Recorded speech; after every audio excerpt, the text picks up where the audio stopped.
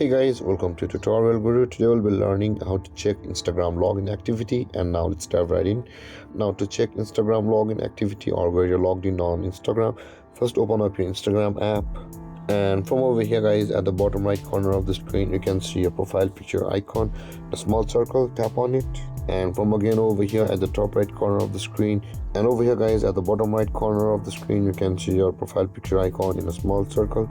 Tap on it, and on this interface at the top right corner of the screen you can see your tree-lined icon available. First tap on that tree-lined icon, and from over here scroll down, and from over here guys tap on the account center at the top of the screen, and over here scroll down where you can see the password and security option available for us.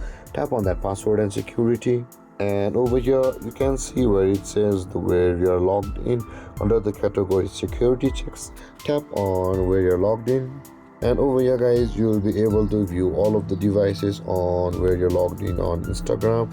You can see over here guys, this is for the devices, and there guys, this is how to check your Instagram login activity or where you're logged in on Instagram.